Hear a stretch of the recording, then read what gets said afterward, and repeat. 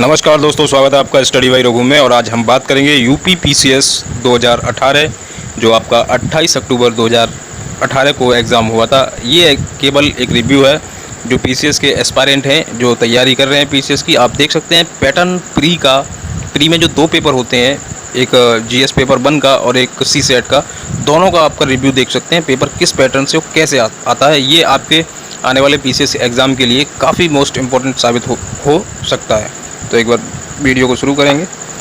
28/10 जैसा कि देख पा रहे हैं आप, 28/10/2018 पीसीएस प्री। देखते हैं सीरीज़ इसकी बी है, 2018 लिखा हुआ है, प्रश्न पुस्तिका संख्या भी लिखी हुई है, सामान्य ज्ञान, और ये पेपर फर्स्ट। शुरू करते हैं। तो ये कुछ पैराग्राफ है, 150 अंकों का पेपर होता है, इसमें लिखा हुआ है। और काले बॉल पॉइंट पेन से लिखना है आपको। इसमें क्या नेगेटिव मार्किंग है वो भी मैं आपको बता देता हूँ। ये लिखा हुआ है 1/3 यानी 1/3 अंक काटा जाएगा। शुरू करते हैं पेपर को। किस पैटर्न से और कैसे पेपर आता है, करंट कितनी आती है, जीएस का पोर्शन कितना आता है, वो आपको बता दिया जा रहा है। तो ये जो क्वेश्चन दिख रहा है आपको, 14 जून से 15 जुलाई 2018 रूस में आयोजित फीफा विश्व कप में कुल कितनी टीमों ने भाग लिया। तो यहाँ कुछ जो आंसर हैं करेक्टली मैचेज हैं यानी सही हैं, और कुछ आंसर यहाँ पे जो परफेक्टली नहीं है उन्हें मैं आपको क्लिक करके नहीं बताऊँगा, आप एक बार एनालिसिस कर सकते हैं। तो ये जो एनालिसिस है आपके आगे काम आएगा। तो प्रधानमंत्री मोदी ने 11 मई 2018 को रामायण सर्किट की शुरुआत कहाँ से की थी। तो ये पक्का क्वेश्चन है, डेफिनेटली ये नेपाल से की थी। उत्तर पूर्व में पूर्वांचल एक्सप्रेस मार्ग निम्न में से किस नगर से नहीं गुजरेगा। तो ये पूर्वांचल मार्ग वस्ती से नहीं गुजरेगा, ऐसा कुछ क्वेश्चन है, लेकिन क्वेश्चन में डाउट है। मैं आपको बताता हूँ, इसका करेक्ट आंसर मुझे भी नहीं पता, ना मैंने इसे सर्च किया। संयुक्त राष्ट्र के ई गवर्नेंस सूचकांक 2018 के अनुसार भारत का कौन सा स्थान है। ये क्वेश्चन का 96 आंसर है, और ये कन्फर्म है, पक्का श्योर था 2018 के अकॉर्डिंग। मई जून 2018 में नीपा वायरस के प्रकोप का चर्चा कहाँ हुआ था। तो ये नीपा वायरस का आज तक आपको नाम याद होगा, केरल में हुआ था। भारतीय राष्ट्रीय डिजिटल पुस्तकालय जून 2018 में प्रकाश जावड़ेकर जी ने किस नगर में राष्ट्र को समर्पित किया था। ये डिजिटल लाइब्रेरी दिल्ली में की थी। ये पक्का क्वेश्चन है डेफिनेटली, और जिस पे कुछ क्वेश्चन में मुझे डाउट होगा उस क्वेश्चन का मैं टिक नहीं लगाऊंगा, ये आपको बोल दूंगा कि डाउट है। वैश्विक शांति सूचकांक में 136वां उस समय 2018 में इतना स्थान था। आगे देखिए, करंट काफ़ी अच्छी करंट आती है, अभी 8-7 क्वेश्चन देख लिया आपने करंट के। और ये इसलिए बता रहा हूँ केवल मैं, जिससे कि आपके आगे वाले एग्जाम में आपको एक एनालिसिस के तौर पे मिल जाएगा करंट का वेटेज कितना होता है, जीएस का वेटेज कितना होता है, और मॉडर्न हिस्ट्री का वेटेज कितना होता है, ज्योग्राफी का कितना वेटेज होता है।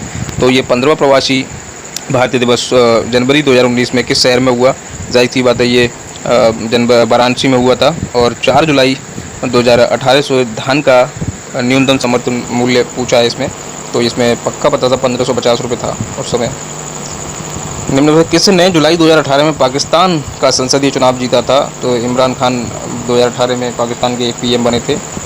और निम्न में से किसने वर्ष 2018 के मैग्सेस पुरस्कार को जीता था। भरत बाटवानी और सोनम वांगचुक ने मैग्सेस अवार्ड को जीता था उस समय 2018 में। और ये 2018 के समथिंग ही केबीसी सीरियल में भी कुछ पैसे कमा के लाए थे। आगे देखते हैं। 10वां ब्रिक्स यानी कि 10वां ब्रिक्स सम्मेलन, शिखर सम्मेलन किस देश में हुआ। जो दक्षिण अफ्रीका में हुआ था। निम्न से कौन शुक्ल, अब ये जो 12 क्वेश्चन है ये करंट तक के आ गए। अब यहाँ से ये हिस्ट्री शुरू होती है। शुक्ल यजुर्वेद की संहिता है। अब ये बाजस नहीं है या नहीं है, मुझे कंफर्म पक्का नहीं है। और नीचे दिए गए कथनों में कथन बताइए जो भी अच्छा सूट करे, सही हो। मतलब भारत पर तुर्की आक्रमण सफल हुए थे। उत्तर भारत में राजनीतिक एकता नहीं थी। ये उस समय की बात हो रही है। अगर 1 से ये तो 1 लगाइए, और 2 से ये 2 लगाइए। मंदिरों का एक कलाक्रम पूछा है आपसे, कूट के अनुसार व्यवस्थित करना है इनको। बृहदेश्वर मंदिर, गंगेकोंड चोलापुरम मंदिर, महाबलीपुरम का तटीय मंदिर, सप्तपैगोडा का मंदिर। काल अनुक्रम पूछा है, यानी किस काल के अकॉर्डिंग से रखेंगे। हाथी गुम्फा अभिलेख, ये सब 12 या 13 के बाद ये जो इतिहास का हिस्ट्री का पोर्शन चल रहा है। तो ये तो पक्का पता है, खारवेल ने किया था। और यहाँ पे भी कूट आ गया। 1946 में मुस्लिम लीग में कैबिनेट मिशन प्लान के लिए दी गई अपनी स्वीकृति वापस ले ली थी। 1946 में गठित अंतरिम सरकार में मुस्लिम लीग शामिल हुई थी। तो ये तो पक्का पता है नहीं हुई थी। तो अगला देखते हैं, निम्न में से किस स्थानों को मध्य पाषाण काल में पशुपालन के प्रमाण मिलते हैं? बागौर के औदे से या ओरी या लखनिया से? केवल ये स्टेट जीके के बारे में दिया है। कौन सम्मिलित है? तो 3 दरवाज़ा अहमदाबाद में, दाखिल दरवाज़ा गौड़ में, लाल दरवाज़ा मस्जिद जौनपुर में, अदीना मस्जिद मांडू में। तो ये पूछा सुमेलित नहीं है, केवल ये नहीं पूछा, ये पूछा है सुमेलित नहीं है। तो इसमें ये भी डाउट वाला क्वेश्चन है मेरे हिसाब से। और अब ये लिखा हुआ है निम्न में कौन सुमेलित नहीं है? उस्मान चित्रकला से संबंधित थे, रसखान रसिक प्रिया से, ये पक्का रसखान रसिक प्रिया थे। नाभा दास भक्त माल से संबंधित, ध्रुव दास भक्त नामावली से। इस प्रकार क्वेश्चन आते हैं आपके पीसीएस में। आपको हिस्ट्री और मॉडर्न हिस्ट्री का टॉपिक एकदम पक्का करके जाना होगा। निम्नलिखित घटनाओं का काल अनुक्रम गठित कीजिए। हंटर आयोग कब आया था? तो 1919 में जलियांवाला बाग के बाद ही आया था। वुड डिस्पैच, वुड का जो घोषणा पत्र जो आया था वो सबसे पहले आया था। सर्जेंट इंडिया आयोग कब आया था? सैडलर आयोग कब आया था? इस प्रकार निम्न नेताओं में क्रांतिकारी संगठन अभिनव भारत किसने लिखा था? तो पक्का पता होगा आपको, वीडी सावरकर ने लिखा था। निम्नलिखित युगों में से सुमेलित कौन सा नहीं है? अहोम विद्रोह 1815 में पक्का हुआ था। खासी विद्रोह 1819 में, संथाल 1855 में, कोल विद्रोह नहीं पता है कब हुआ था। निम्नलिखित कौन सा सबसे ऊंचा जल प्रपात है? तो अपने इंडिया की बात करें, सबसे बड़ा और सबसे ऊंचा जो जलप्रपात है। वनस्पति जलवायु का सही सूचक है, यह कथन संबंधित है किसे? स्कॉपिन ने दिया था, स्टैम्प ने दिया था, थॉर्नथवेट ने दिया था, या ट्री बार्था ने दिया था? श्योर नहीं है क्वेश्चन में। कितने देशों में पंपा घास का मैदान, पंपास अर्जेंटीना में पाए जाते हैं? तो आपको पता है। ज्योग्राफी, यहाँ से ज्योग्राफी यानी कि लगभग 13 के बाद 25 तक आप समझिए, 25 तक आप समझिए, 23 तक, यानी 10 क्वेश्चन आपके हिस्ट्री के आए हैं।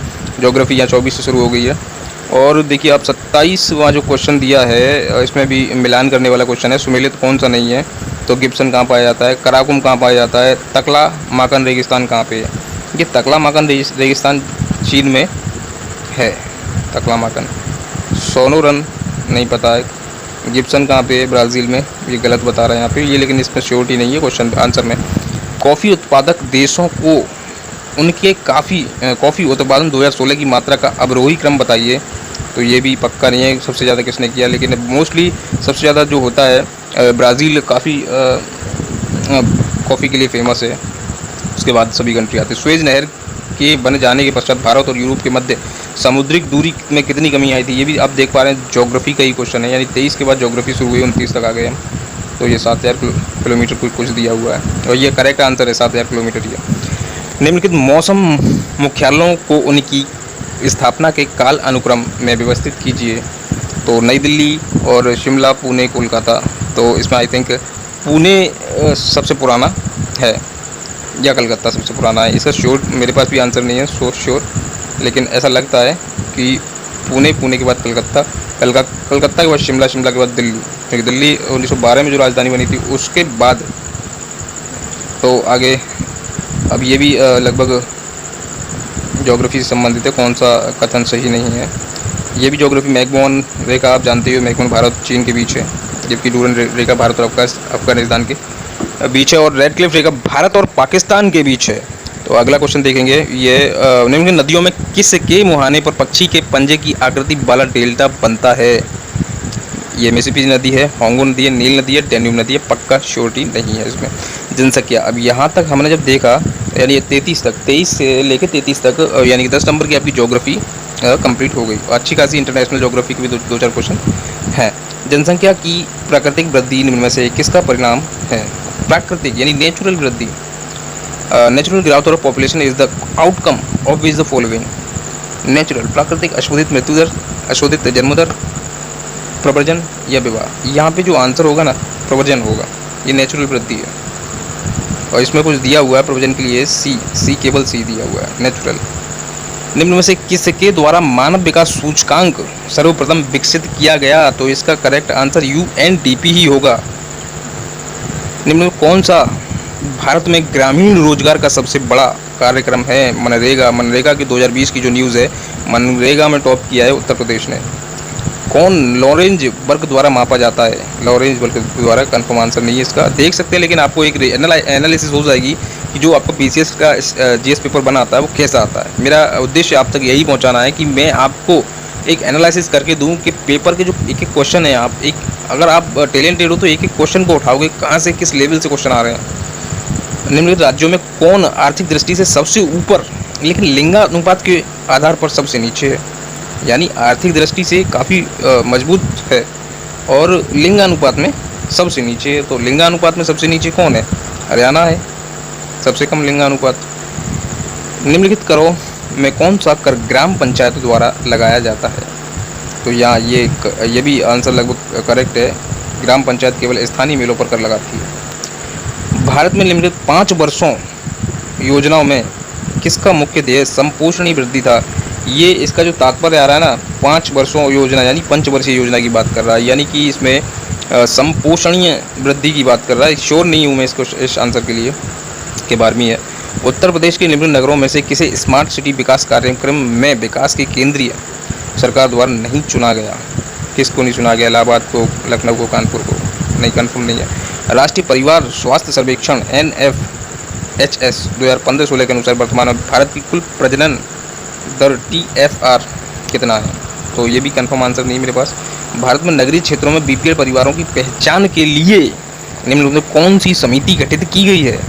तो बीपीएल परिवारों की समिति के लिए हाशिम समिति, ये लकड़ बाला समिति, ये कुछ पहले की समिति है। तेंदुलकर समिति भी कुछ इकोनॉमिक्स से संबंधित लगती है मुझे, जैसा कि मेरा माइंड स्ट्राइक कर रहा है। सक्सेना समिति किसी और से करती है, लेकिन हाशिम समिति मुझे ऐसा लगता है, और आप एक बार इसे क्रॉस चेक भी कर सकते हैं। India state of forest report 2017 के अनुसार देश के कुल भौगोलिक क्षेत्रफल का कितना प्रतिशत वन है? ये 21.1 है, लेकिन अभी जो 2019 वाला आया है उसमें 24.56 समथिंग है। आगे शुरू करते हैं, आगे देखते हैं। भारत में बाघ परियोजना कब लागू हुई थी? तो ये बाघ परियोजना भारत में जो लागू हुई थी, ये मेरे अब स्टडी ग्रुप में भी डला हुआ है, studybyragu.com स्टडी बाय रघु में। तो ये 1972 में हुई थी बाघ परियोजना। अब ये कह रहा है मानव जाति जीभोग एक उदाहरण है, नहीं पता इसका करेक्ट आंसर। निम्न में कौन सा जानवर बिना पानी पिए सबसे लंबी अवधि तक रह सकता है? तो इसमें कंगारू है, जिराफ है, तो इसमें सीधा सा आंसर होगा रेगिस्तान का ऊँट। भारत का प्रथम national centre for marine biodiversity किस शहर में है?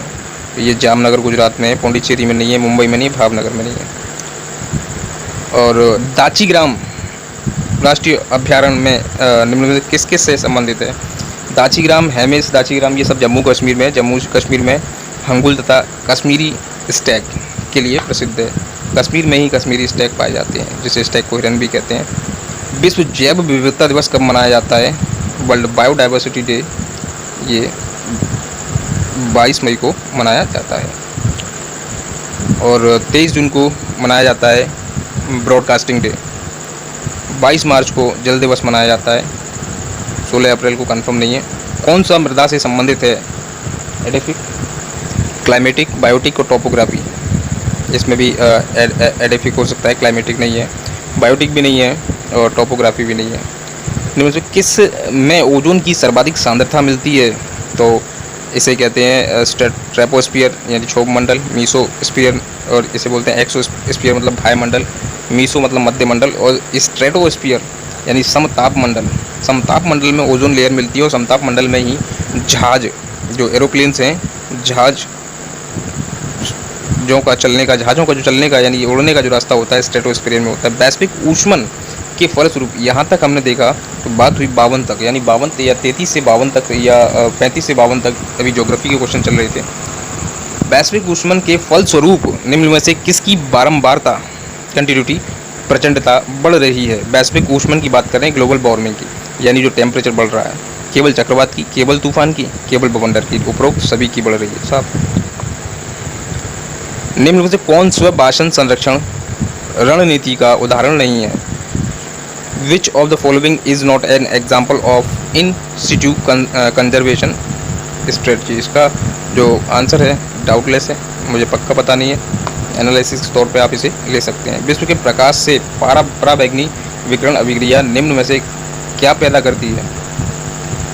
तो सूर्य के प्रकाश से पराबैंगनी विकिरण अभिक्रिया निम्न में से क्या पैदा करती है? ओजोन लेयर को छिद्र करती है, उसमें फ्लोराइड्स होगा नहीं, सल्फर डाइऑक्साइड होगा नहीं। और यहाँ नॉर्मन बोरलॉग को किस क्षेत्र में दिया जाता है?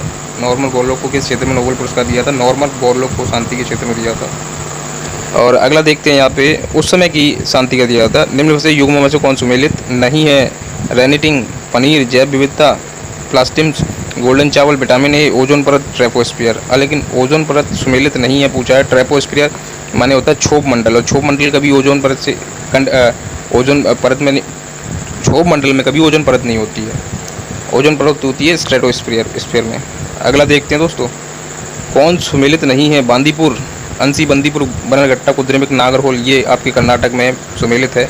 मानस असम में है, और ये पेरियार केरल में है। सिंप्लीफाल उड़ीसा में, ना कि मध्य प्रदेश में। यानी ज्योग्राफी का एक और क्वेश्चन बनता है।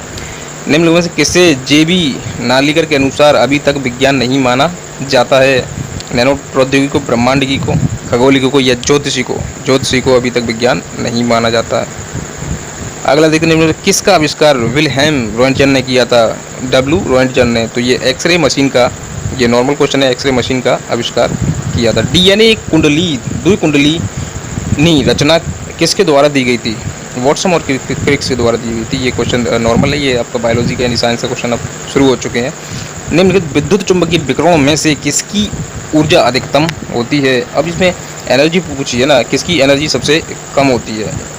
ऊर्जा। तो ये जो क्वेश्चन है ना, सबसे ज़्यादा तरंग दैर्घ्य अवरक्त विकिरणों की होती है।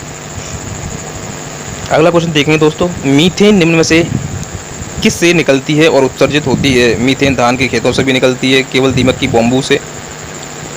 तो इसमें यहाँ पे इसका जो आंसर होगा, दीमक की बम्बू से भी निकलती है और धान के खेतों से भी निकलती है। निम्नलिखित तत्वों में कौन अर्धचालक है? अर्धचालक, सिलिकॉन एक अर्धचालक है, ये आप जानते हैं, सेमीकंडक्टर बोलते हैं। एल्यूमिनियम नहीं है, चांदी तो विद्युत का एकदम सुचालक है, और शीशा नहीं, ये अर्धचालक है सिलिकॉन। भारत के संविधान की प्रस्तावना में कितने प्रकार के न्याय, स्वतंत्रता, समानता और भ्रातृत्व को उसी क्रम में उल्लेख किया गया? तो ये क्वेश्चन का मुझे कन्फ्यूज़न है, ये पॉलिटिकल क्वेश्चन। 2017 के चुनाव में यूपीए का उम्मीदवार कौन था? राष्ट्रपति चुनाव में यूपीए का जो उम्मीदवार थी सुश्री मिसेस मीरा कुमार थी। नीति आयोग के प्रथम उपाध्यक्ष कौन थे? अरविंद पनगड़िया थे। और जबकि अध्यक्ष कौन थे नीति आयोग के? जो फर्स्ट प्राइम मिनिस्टर थे। 1951 में इसकी स्थापना हुई थी नीति आयोग की। नीति आयोग अब बन चुका है नीति आयोग, हाँ, अरविंद पनगड़िया थे। और जो फर्स्ट प्रेसिडेंट प्राइम मिनिस्टर नहीं थे। जो नीति आयोग जब बना था तब प्रधानमंत्री मोदी उस समय प्राइम मिनिस्टर थे। कौन सा भारत में भाषा के आधार पर बना पहला राज्य? तो ये आंध्र प्रदेश था। निम्न में से कौन एक संविधानेतर संस्था है? यानी जो संवैधानिक संस्था है, जो संविधान में जिसका उल्लेख है, कौन सी ऐसी संस्था है? संघ लोक सेवा आयोग, वित्त आयोग, और निर्वाचन आयोग, और नीति आयोग। तो इसमें लिखा हुआ है संविधानेतर और संविधानोत्तर। तो इसमें नेतर लिखा हुआ है, यानी एक्स्ट्रा कॉन्स्टिट्यूशनल एजेंसी, यानी वित्त आयोग, निर्वाचन आयोग, संघ लोक सेवा आयोग। 21 अप्रैल 1900 कुछ को इसकी स्थापना हुई थी। केवल नीति आयोग संविधानेतर है, यानी संविधानेतर का मतलब नीति आयोग संविधान में वर्णित नहीं है, क्योंकि ये बनाया हुआ संस्थान है। सरकारी आयोग की संस्तुति निम्न में से किससे संबंधित है? सरकारी आयोग केंद्र एवं राज्यों से संबंधित है दोस्तों। और ये 71 का क्वेश्चन है। सर्वप्रथम संसदात्मक सरकार किस देश में आरंभ की गई थी? ये यूके में आरंभ हुई थी, यूके यानी ब्रिटेन। और निम्न में से किसके संबंध में राज्यसभा का अनन्य अधिकार है? एक नई अखिल भारतीय सेवा के सृजन हेतु संस्तुति करना। भारत के संविधान के किस भाग में हम नागरिकता के संबंधी प्रावधानों को पाते हैं? नागरिकता भाग 2, 5 से 11। भारतीय संविधान में, ये पॉलिटी चल रही है दोस्तों, भारतीय संविधान में भारत की आधिकारिक भाषा में जुड़े प्रावधानों में संसद संशोधन कर सकती है अपने 2/3 साधारण बहुमत से। अगला क्वेश्चन देखते हैं, बिना अनुमति के कितने दिन संसद के में उपस्थित रहने पर संसद का अयोग्य घोषित कर दिया जाता है? तो ये 60 दिन तक आप यदि संसद में नहीं रहते हैं तो आपको अयोग्य घोषित कर दिया जाएगा। निम्न में से किस गवर्नर जनरल में किसने कांग्रेस का अत्यधिक अल्पसंख्यक लोगों का प्रतिनिधित्व करने वाली कहकर उपहास उड़ाया? तो इसका आंसर होगा दोस्तों, इसका आंसर डाउटफुल है, मैं आपको कंफर्म नहीं बता सकता, लेकिन आप इसे सर्च कर सकते हैं। एनालिसिस के तौर पे ये क्वेश्चन मैं आपको बता रहा हूँ। डीइंग एक्सप्रेस किसे कहते हैं? ये डीइंग एक्सप्रेस कहते हैं हिमा दास को। और मैरी कॉम को हाल ही में 2018 में किसका ब्रांड एम्बेसडर नियुक्त किया गया था? तो ये उस समय बीएसएनएल का ब्रांड एम्बेसडर नियुक्त किया गया था। स्वच्छ ये बेटी बचाओ का माधुरी दीक्षित को किया था। और आगे समलैंगिकता संबंधी सर्वोच्च न्यायालय का निर्णय निम्न में से किससे संबंधित है? तो ये उस समय 2018 में ही कानून आया था। तो आर्टिकल 377 हो सकता है इसका। हाँ, ये आर्टिकल 377 संविधान का 377 का ये कानून था। सुपरसोनिक क्रूज मिसाइल ब्रह्मोस निम्न में से किसका एक संयुक्त उपक्रम है? ब्रह्मोस यानी कि ब्रह्मपुत्र, और एक नदी ओस, ये रूस और भारत का उपक्रम है ब्रह्मोस। एंड्रेल मैनुअल लोपेज एब्राडोर जुलाई 2018 में निम्न में से किस देश के राष्ट्रपति बने? ये कंफर्म नहीं है, ये शायद मैक्सिको या वेनेजुला के राष्ट्रपति बने थे उस समय। पनामा पेपर के आधार पर भ्रष्टाचार के लिए निम्न में से देशों में किसके प्रधानमंत्री को 10 वर्ष की जेल की सज़ा हुई थी? तो ये पाकिस्तान था, ये हाईलाइट हुई थी काफ़ी खबर। जुलाई 2018 में प्रकाशित national register of city NRC के ड्राफ्ट के अनुसार किस राज्य में 40 लाख से अधिक अवैध शरणार्थी पाए गए? तो ये असम में। असम की घटना मैं आपको बताता हूँ। एनआरसी में उस बंदे का नाम भी नहीं था, उस व्यक्ति का नाम भी नहीं था जो भारत में बहुत ही हाईएस्ट पद पर रह चुके हैं। उनके जो अभी जनरेशन है, उनके पुत्र, और उनका भी नाम नहीं था एनआरसी में। तो वो थे फ़खरुद्दीन अली अहमद। उनके पोते का नाम भी नहीं था उसमें, जबकि वो हमारे यहाँ फ़खरुद्दीन अली अहमद हमारे यहाँ बड़ी पोस्ट पे प्रेसिडेंट शायद रह चुके हैं या प्राइम मिनिस्टर रह चुके हैं, माफ़ करना, कंफर्म नहीं है। जुलाई 2018 में निम्न में से किसके द्वारा सफ़र का उद्घाटन किया गया? डॉक्टर हर्षवर्धन के द्वारा किया गया था। अमेरिकी पत्रिका विज्ञान साइंस द्वारा 26 जुलाई 2018 को जारी रिपोर्ट के अनुसार विशाल भूमिगत झील का पता किस ग्रह पर चला था? तो ये मंगल ग्रह पर चला था। अमेरिका के राष्ट्रपति डोनाल्ड ट्रंप ने उत्तर कोरिया के नेता किम जोंग उनसे 12 जून 2018 को किस देश से मुलाकात की थी? पक्का है, पहली मुलाकात इनकी सिंगापुर में हुई थी, दूसरी हुई थी वियतनाम में या थाईलैंड में। अब ये कुछ फिर क्वेश्चन आ गए हैं, ये मिलान करने वाले क्वेश्चन हैं, तो आप इन्हें मिलान कर सकते हैं। इनका क्वेश्चन मेरे पास आंसर इनका कंफर्म नहीं है। कौन सा केंद्र सिंधु सभ्यता से संबंधित कौन से केंद्र उत्तर प्रदेश में उपस्थित हैं? तो इसमें यूपी में आलमगीरपुर है, मैं आपको बता दूं। हुलास, कालीबंगा है नहीं, लोथन है नहीं, आलमगीरपुर ये थर्ड जिसमें होगा उसका आंसर होगा। थर्ड सिंगल नहीं है, तो इसका मतलब हुल्लास और आलमगीरपुर मेरठ को कहते हैं। मेरठ जो लास्ट पूर्वी कोना था सिंधु सभ्यता का। कौन सी संस्था विदेशी व्यापार से संबंधित है? तो नगरम, मणिग्राम, नानादेशी श्रेणी विदेशी व्यापार से संबंधित थी। ये उसी समय की बात की जा रही है, पुराने की, यानी बीसी की। सरेनी, नागाग्राम, नांदादेशिश और मणिग्रामा नहीं, कंफर्म आंसर नहीं है इसका। और ये एक और क्वेश्चन है कंफर्म जिसका आंसर नहीं है। मध्यकाल में संगीत पर संस्कृत में लिखी मध्यकाल में संगीत पर संस्कृत लिखी गई और उनके अनेक पुस्तकों का फारसी में अनुवाद हुआ। आरंभिक चिश्ती सूफी संत संगीत सभाओं जैसे समा कहा जाता है कि शौकीन थे। कंफर्म आंसर नहीं है इसका। पुष्यमित्र सिंह द्वारा 2 अश्वमेध यज्ञ किए जाने के बारे में किस लेख में लिखा है? तो इसमें पुष्यमित्र सिंह में ये भी मुझे कंफर्म नहीं है आंसर। हाथी गुम्फा अभिलेख लेकिन इसका करेक्ट हो सकता है। मध्यकालीन भारत के ऐतिहासिक स्रोतों में चकला शब्द का प्रयोग हुआ, ये क्या था? सूबा परगना के बीच क्षेत्रीय इकाई थी, लेकिन सरकार के समानार्थी नहीं था। तो इसका भी आंसर जो है वो डाउटफुल है। 93 क्वेश्चन है, सुरक्षा के लिए मराठों के राजस्व के दावों को किस नाम से जाना जाता है? सरदेशमुखी के नाम से जाना जाता है, या चौथ बोलते थे उसे। दिल्ली में पुराना किला के सामने खैरुल मंजिल नामक मस्जिद का निर्माण किसने करवाया? नहीं बता सकते इसे, कंफर्म नहीं है। निम्नलिखित युग में कौन सी सम्मिलित नहीं है? कश्मीर, लखनऊ, लियाकत अली, कश्मीर गुलाब सिंह नहीं, ये कंफर्म नहीं है। कौन सम्मिलित नहीं है? देवनगरी, देवगिरी, वारंगल, होशियल, तो मदुरा ये मतलब कंफर्म नहीं है ये, और लेकिन आप समझ सकते हैं दक्षिण भारत के हिस्ट्री के कुछ राजाओं से भी क्वेश्चन बने हैं यहाँ पे।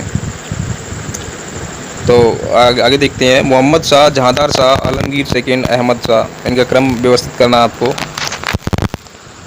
और भारत के किस राज्यों में किसकी तटरेखा सबसे लंबी है? तो ये गुजरात की तटरेखा पहले आंध्र प्रदेश की थी, जब डिवाइडेशन होने के बाद गुजरात की हो गई। उत्तर प्रदेश निम्नलिखित नदियों में कौन सी पर्यावरण प्रदूषण के कारण जैविक आपदा घोषित हो गई है? तो ये जैविक आपदा गोमती नदी हुई है। अगला क्वेश्चन देखते हैं। विश्व प्रसिद्ध भगवान वेंकटेश्वर तिरुपति का मंदिर निम्नलिखित किस पहाड़ियों पे है? तो ये जो पहाड़ियाँ हैं सेवाराय की पहाड़ियों पे कन्फर्म आंसर है। राजस्थान मरुस्थल अथवा थार मरुस्थल निम्नलिखित में किसका विस्तार है? प्लीज टॉनिक या अभिनव जवाब का नहीं, इसे नहीं, कन्फर्म आंसर नहीं इसका। भारत की निम्नलिखित नदियों में कौन सी पश्चिम घाट से नहीं निकलती? पश्चिम घाट से नहीं निकलती। गोदावरी, कावेरी, ताप्ती पश्चिम घाट से निकलती। वैश्विक गांव की संकल्पना का विकास आधारित है परिवहन और संचार का विकास। लगभग इसमें 150 क्वेश्चन होंगे। 200 नंबर का पेपर है, जैसा कि मैं बता चुका हूँ आपको। 200 नंबर का पेपर होगा। ये फर्स्ट पेपर 200 नंबर का होगा, और सेकंड भी आई थिंक 200 नंबर का ही पेपर होगा। यहाँ पे हम पूर्णांक देख लेते हैं। 2 घंटे का समय हो, पूर्णांक 200 है। इसका मतलब ये जो क्वेश्चन पेपर है 200 नंबर का है, और इसमें लगभग क्वेश्चन होंगे 150 समथिंग। तो एक बार देख लेना 93 के बाद हम कहाँ तक पहुँचे थे। ये जो रिव्यू है ना, आपके आगे जो भी आप पीसीएस का एग्जाम देंगे ना, उसके लिए काफ़ी मोस्ट इंपॉर्टेंट साबित होगा। आप एक एक क्वेश्चन को उठा सकते हैं, कहाँ से क्वेश्चन पूछा गया है। सुरक्षा के लिए मराठों के राजस्व के दावों को किस नाम से जाना जाता है? ये क्वेश्चन कर चुके हैं हम, और आगे देखते हैं एक बार 97 के बाद। ये नदियों में वैश्विक गांव की संकल्पना, ये क्वेश्चन भी हम एक बार कर चुके हैं। निम्नलिखित देशों में किस में प्रति गाय दुग्ध का औसत वार्षिक उत्पादन सर्वाधिक है? तो ये डेनमार्क में, ब्रिटेन में, भारत में, नीदरलैंड में। ये डेनमार्क में। 2011 की जनगणना के अनुसार उत्तर प्रदेश निम्नलिखित जनपदों में किस में महिला साक्षरता दर सबसे कम है? तो ये श्रावस्ती में। ये पक्का क्वेश्चन है। भारत के विभिन्न क्षेत्रों में उत्पादित सुल्ताना, गुलाबी और काली चंपा निम्नलिखित प्रमुख फलों की किस्म से संबंधित है? चंपा, अमरूद, कंगूर, लेकिन कंफर्म नहीं है ये। इन राज्यों में कौन इलायची एवं काली मिर्च का सबसे बड़ा उत्पादक है? इलायची और काली मिर्च का सबसे बड़ा उत्पादक केरल है, जबकि आंध्र प्रदेश है लाल मिर्ची के लिए फेमस है। केरल को मसालों का बगीचा भी कहा जाता है। अब ये सुमेलित करने के लिए आ गया है। कैसे सुमेलित करना है? केरल में अनाईमुड़ी, केरल में, नागालैंड में तमिलनाडु में दोद्दा बेटा है, लास्ट में पड़ता है तमिलनाडु दोद्दा बेटा। नंदा देवी उत्तराखंड में पड़ती है। यहाँ से आप मैच कर सकते हैं अगर आपको 2 क्वेश्चन मैच हो गए तो। अनाईमुड़ी केरल में, और नागालैंड में सारामती है। सारामती काफ़ी मोस्ट, नागालैंड में सुना भी नहीं होगा आपने सारामती। निम्नलिखित देशों में कौन सा विश्व में आयोडीन का अग्रणी उत्पादक है? तो यहाँ ये क्वेश्चन का टिक लगा हुआ है चिली। आयोडीन का, चीन आयोडीन का नहीं है, जापान भी नहीं है, यहाँ तक कि संयुक्त राज्य अमेरिका भी नहीं है। चिली के बारे में एक बार बता देता हूँ, क्वेश्चन का आंसर तो नहीं है ये, या है कंफर्म नहीं, डाउट है, लेकिन चिली तांबे के लिए काफ़ी प्रसिद्ध है, वर्ल्ड में फेमस है तांबे के लिए। अगला क्वेश्चन देखेंगे दोस्तों। 2011 की जनगणना के अनुसार निम्नलिखित राज्यों में किस में ग्रामीण एवं शहरी क्षेत्रों में शिशु लिंगानुपात न्यूनतम है? तो यहाँ की बात करेंगे लिंगानुपात, जब जेंडर गैप इंडेक्स की बात करते हैं तो हरियाणा सबसे पीछे है। 2011 की जनगणना के अनुसार निम्नलिखित राज्यों में किसकी, यानी कि डेमोग्राफी से भी क्वेश्चन काफ़ी आते हैं। आपने देख लिया, history, geography, demography main subject हैं। इसे पकड़ आपकी अगर जितनी मजबूत होगी उतना आप पीसीएस प्री निकालने में सक्षम रहेंगे। 2011 की जनगणना के अनुसार निम्नलिखित राज्यों में किसकी ग्रामीण जनसंख्या सर्वाधिक है?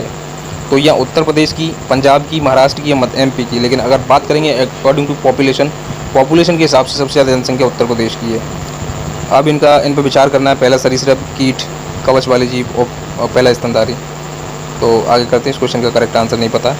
वर्तमान में जनसंख्या के सुखों को परित्याग किए बिना भविष्य के लिए ऊर्जा तथा अन्य संसाधनों की बचत निम्न में से कौन सी अवधारणाएं संपोषणीय विकास की? विश्व जनसंख्या दिवस कब मनाया जाता है? तो डेज का एक क्वेश्चन बन ही गया। कौन सा? 2 क्वेश्चन बन गए। पहले बायोडाइवर्सिटी डेज के बारे में पूछा था, अब के 11 जुलाई पूछा है विश्व जनसंख्या दिवस। कौन भारत में गरीबी रेखा का निर्धारण करता है? योजना आयोग, लोकसभा, राज्यसभा के नहीं, अब नीति आयोग। यानी पहले गरीबी रेखा का निर्धारण योजना आयोग करता था, अब नीति आयोग करता है। राज्यों में कौन सड़कों की लंबाई में भारत में सर्वप्रथम है? तो अगर लंबाई की बात करेंगे तो इसमें यूपी है, लेकिन सड़कों में सबसे ज़्यादा महाराष्ट्र है। शहरीकरण काफ़ी है महाराष्ट्र में। और इस क्वेश्चन को एक बार डाउट है, एक बार देख भी सकते हैं आप, इसे चेक कर सकते हैं। भारत में प्रत्यक्ष कर यानी डायरेक्ट टैक्स कोड निम्न में से किससे संबंधित है? डायरेक्ट टैक्स इनकम टैक्स से संबंधित। ग्रीन पीस इंटरनेशनल का मुख्यालय कहाँ है? तो ये पक्का क्वेश्चन का आंसर है ये एम्स्टर्डम नीदरलैंड में। भारत सरकार द्वारा घोषित ABC इंडेक्स निम्न में से किससे संबंधित है? ABC इंडेक्स स्वास्थ्य से संबंधित है। संयुक्त राष्ट्र के आर्थिक सामाजिक मामलों के विभाग के अनुसार विश्व का कुल जनसंख्या का कितना प्रतिशत शहरी क्षेत्रों में निवास करता है? इसका कंफर्म आंसर नहीं है, इसलिए आपको ये क्वेश्चन आप सर्च कर सकते हैं। निम्न में से कौन द्वितीय प्रदूषक है? स्मॉग द्वितीय प्रदूषण है। परिस्थितिकी की तंत्रों में किस्म प्रजातियां विविधता सापेक्ष काफ़ी अधिक है, यानी परिस्थितिकी की तंत्रों में किस्में प्रजातीय विविधता in which the following ecosystem the species diversity is relatively higher. Species diversity के प्रजातियों में सबसे ज़्यादा विभिन्नता कहाँ पे? तो समुद्र में काफ़ी गहरी प्रजातियाँ पाई जाती हैं। कौन कीटों से प्राप्त नहीं होता? कीटों से मोती प्राप्त नहीं होता, शहद कीटों से प्राप्त होता है, लाख और रेशम दोनों। सामान्य परिस्थिति में वृक्ष के पत्तों की सरसराहट का डेसिबल कितना होता है? मोस्टली सरसराहट का जो डेसिबल होता है 10 से 15 का होता है, इसे 20 कह सकते हैं। जलवायु परिवर्तन पर संयुक्त राष्ट्र का सम्मेलन COP21 कहाँ हुआ था? पेरिस में हुआ था। जलवायु परिवर्तन पर भारत की प्रथम राष्ट्रीय कार्य योजना कब लोकार्पित हुई? 2008 में हुई थी। ये क्वेश्चन डाउट है इन पर भी। सबसे अधिक स्थिर पारिस्थितिकी तंत्र कौन सा है? स्थिर, तो ये सागर यानी महासागर है। इंसिनरेटर्स का प्रयोग निम्न में से किसके लिए किया जाता है? कूड़ा कचरा को जलाने के लिए। हरित गृह प्रभाव क्या है? वैश्विक ताप में वृद्धि को हरित गृह प्रभाव कहते हैं। निम्नलिखित में कौन प्राकृतिक गैस का मुख्य भाग है? नेचुरल गैस का मुख्य कंपोनेंट है मीथेन, नेचुरल गैस। पशुओं को दी जाने वाला कौन सा दर्द निवारक भारत में गिद्धों के लगभग विलुप्त होने के लिए उत्तरदायी है? डिफ्लोफिनोन, एस्पिरिन, एसिटोमिफेनोन या आइबुप्रोफेन। यानी कि जो दर्द निवारक जो जानवर को दी जाती है उसके मांस को अगर गिद्ध खा लें तो प्रजाति लुप्त हो जाती है, यानी खत्म हो जाते हैं वो। निम्न में से देशों में कौन सा 2015 में सर्वाधिक CO2 का उत्सर्जक रहा? तो ये चाइना रहा था। अभी ये कथन है और उनके ऊपर कार्य करना है आपको। प्राकृतिक आपदाएं सर्वाधिक क्षति विकासशील देशों में करती हैं। भोपाल गैस त्रासदी मानव निर्मित थी। मिथाइल आइसोसाइनेट का इसमें रिसाव हुआ था। भारत आपदा युक्त देश है, बिल्कुल है। मैंग्रोव चक्रवातों का प्रभाव कम करते हैं, ये भी सही है इसमें, लेकिन ये आंसर ऐसा कुछ नहीं है, 1 2 3 4 नहीं है, इसमें एक माइनस करना पड़ेगा, या तो 1 3 4 होगा या 2 3 4 होगा। अब ये गलत है, पहला क्वेश्चन पहला नहीं आएगा, इसमें 2 3 4 आएगा। किस का वेग अधिकतम होता है? प्रकाश का वेग अधिकतम होता है, ना कि कॉस्मिक किरणों का, इलेक्ट्रॉन का भी नहीं होता। ग्राफीन क्या है? ग्राफीन एक कार्बन का नैनो प्रतिरूप है। कार्बन का समस्थानिक नहीं बोलेंगे, इसे नैनो प्रतिरूप बोलेंगे। ध्वनि का वेग अधिकतम होता है, किस में होता है? ध्वनि का वेग इस्पात में होता है। इनमें से पूछा है तो इस्पात में होता है। धुओं में आँखों को प्रभावित करने वाला कौन सा शक्तिशाली उत्तेजक होता है? सल्फर डाइऑक्साइड, जो कि आँखों को प्रभावित करता है। A brief history of time नामक पुस्तक के लेखक कौन थे? 2018 में या 17 में आई थिंक तो स्टीफन हॉकिंग्स, ग्रेट साइंटिस्ट जो ख़त्म हुए थे, उन्हें ये लिखी थी ब्रीफ हिस्ट्री ऑफ टाइम। निम्नलिखित में कौन सा विटामिन सी का सबसे, साइंस का क्वेश्चन आ गया, अब केमिस्ट्री की भी आगे। आंवला अच्छा स्रोत है। निम्न ग्रहों में कौन जीवन के अस्तित्व के लिए उपयुक्त हो सकता है? मंगल पर निरीक्षण चल रहा है तो मंगल ही हो सकता है, जायज़ की बात है। आइंस्टीन को निम्न में से उनके किस सिद्धांत के लिए नोबेल पुरस्कार दिया था? आइंस्टीन को सापेक्षता के सिद्धांत के लिए कभी नोबेल पुरस्कार नहीं मिला। उन्हें जो नोबेल पुरस्कार मिला था प्रकाश वैद्युत के सिद्धांत के लिए मिला था, जबकि कार्य उनने मन से जो किया था सापेक्षता के सिद्धांत पर किया था। निम्नलिखित ऊर्जा स्रोतों में कौन पर्यावरणीय प्रदूषक नहीं उत्पन्न करता? कौन नहीं करता? सौर ऊर्जा नहीं करती, नाभिकीय ऊर्जा नहीं करती, पेट्रोलियम ऊर्जा बिल्कुल करती साहब। उत्पन्न नहीं करता तो उसमें, अगर उत्पन्न नहीं करता तो इसमें सौर ऊर्जा आएगा। राज्य के नीति निर्देशक तत्व सहज अध्ययन के लिए निम्न से कौन से भागों में विभाजित किए जा सकते हैं? समाजवादी, न कि गांधीवादी। इसका क्वेश्चन डाउट है इसका। निम्नलिखित में किसे अशोक चंद्रा द्वारा भारत में आर्थिक मंत्री परिषद कहा गया? अशोक चंद्रा जो थे एक जाने माने हिस्टोरिकल, मतलब हिस्ट्री लिखने वाले या और ये और इकोनॉमिस्ट थे, तो योजना आयोग को इन्होंने बताया था। भारत न्यायिक व्यवस्था में जब जनहित याचिका को शामिल किया गया तब उस समय भारत के मुख्य न्यायाधीश कौन थे? नहीं, पक्का कंफर्म नहीं है। द एक्सीडेंटल प्राइम मिनिस्टर पुस्तक के लेखक संजय बारू हैं। भारत की संविधान सभा की अंतिम बैठक की सही तिथि बताइए। तो 24 जनवरी 1950 को अंतिम बैठक हुई थी। निम्नलिखित में किसे भंग नहीं किया जा सकता पर समाप्त किया जा सकता है? राज्यसभा को भंग नहीं किया जा सकता, लोकसभा को भंग किया जा सकता, राज्यसभा को भंग नहीं किया जा सकता। लेकिन इसका आंसर अगर भंग नहीं किया जा सकता तो इसका आंसर विधान परिषद भी हो सकता है, क्योंकि विधान परिषद को भंग नहीं किया जा सकता, समाप्त किया जा सकता है। किसी स्टेट में विधान परिषद है, लेजिस्लेटिव असेंबली, और किसी स्टेट में नहीं है, तो उन्हें बताया समाप्त किया जा सकता है। राज्यसभा को समाप्त नहीं कर सकते हो आप। अगला क्वेश्चन देखते हैं, भारत सरकार द्वारा महिला एवं बाल विकास के लिए स्वास्थ्य मंत्रालय कब स्थापित हुआ? क्वेश्चन का आंसर करेक्ट नहीं है। लोकसभा में केंद्र शासित क्षेत्रों का सर्वाधिक प्रतिनिधित्व कितना हो सकता है? 20 से ज़्यादा नहीं हो सकता। क्वेश्चन दोबारा एक बार रिपीट करता हूँ, लोकसभा में केंद्र शासित क्षेत्रों का सर्वाधिक प्रतिनिधित्व कितना हो सकता है? यानी कितने लोकसभा में एक MP UT से बन सकते हैं? तो ये 20। तो इसी प्रकार आपको बताना चाहूँगा, ये आपका एक एनालिसिस था एग्ज़ाम का, UP PCS कैसा आता है या RAS कैसा आता है। आपको जो PCS लेवल का एग्ज़ाम है वो आपको एक एनालिसिस कर लिया आपने। आगे जब आपका एग्ज़ाम होता है तो आप नेशनल या इंटरनेशनल ज्योग्राफी या हिस्ट्री या आपकी करंट की वेटेज कितनी आती है, वो आप इसे एनालिसिस करके अगला अपने एग्ज़ाम के लिए तैयारी कर सकते हो। वन टाइम में आप एग्ज़ाम को प्री निकाल सकते हैं। इसका जो सेकंड पार्ट है, ये GS पेपर 1 है, इसमें CSET भी होता है सेकंड पेपर में, जिसमें हिंदी, इंग्लिश और रीजनिंग वगैरह और मैथ वगैरह सब आता है। तो इसका सेकंड पार्ट भी आपको जल्दी से जल्दी मिल जाएगा दोस्तों। अगर आशा करता हूँ आपको वीडियो अच्छी लगी होगी। वीडियो अच्छी लगी हो तो आप इसे लाइक कीजिए, चैनल को सब्सक्राइब कीजिए, और आगे भी आपको ऐसी वीडियो मिलती रहेंगी। जय हिंद दोस्तों, धन्यवाद।